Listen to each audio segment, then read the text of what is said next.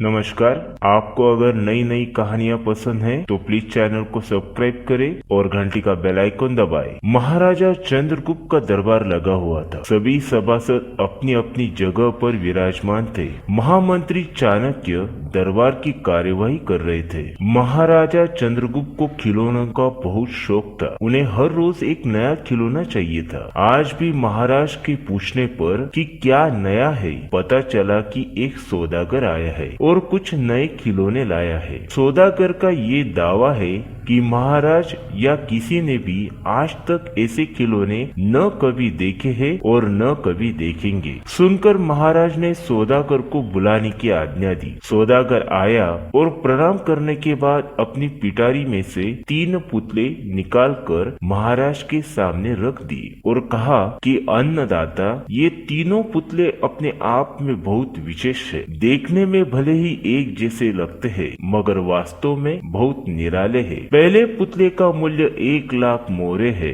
दूसरे का मूल्य 1000 मोहरे है और तीसरे पुतले का मूल्य केवल 1 मोहर है। सम्राट ने तीनों पुतलों को बड़े ध्यान से देखा। देखने में कोई अंतर नहीं लगा। फिर मूल्य में इतना अंतर क्यों? इस प्रश्न ने चंद्रगुप्त को बहुत परेशान किया। हार कर उसने सभासदों को पुतले दिए और कहा कि इनमें क्या अंतर है, मुझे बताओ। सभासदों ने तीनों पुतलों को घुमा फिरा कर सब तरफ से देखा मगर किसी को भी इस गुत्थी को सुलझाने का जवाब नहीं मिला। चंद्रगुप्त ने जब देखा कि सभी चुप है तो उसने वही प्रश्न अपने गुरु और महामंत्री चाणक्य से पूछा। चाणक्य ने पुतलों को बहुत ध्यान से देखा और दरबार को 3 तिनके लाने की आज्ञा दी। तिनके आने पर चाणक्य ने पहले पुतले के कान में तिनका डाला। सबने देखा कि तिनका सीधा पेट में चला गया। थोड़ी ही देर बाद पुतले के होंठ हिले और फिर बंद हो गए। अब चाणक्य ने अगला तिनका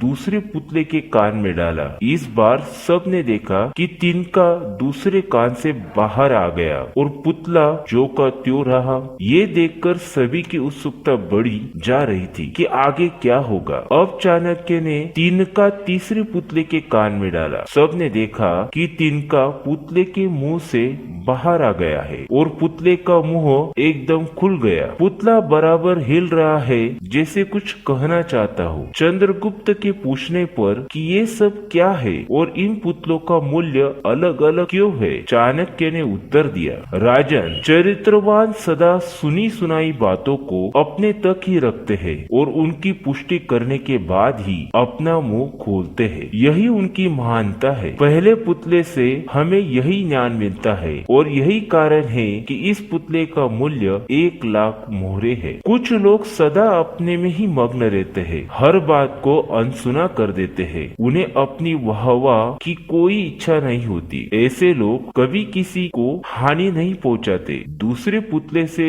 हमें यही ज्ञान मिलता है और यही कारण है कि इस पुतले का मूल्य 1000 मोहरे है। कुछ लोग कान के कच्चे और पेट के हल्के होते हैं। कोई भी बात सुनी नहीं कि सारी दुनिया में शोर मचा दिया। उन्हें झूठ सच का कोई ज्ञान नहीं, बस मुंह खोलने से मतलब है। यही कारण है कि इस पुतले का मूल्य केवल 1 मोहर है। वीडियो देखने के लिए धन्यवाद। आपको ये कथा कैसी लगी प्लीज कमेंट्स में लिखना ना भूले और चैनल को सब्सक्राइब करें, वीडियो को लाइक और शेयर करें। धन्यवाद।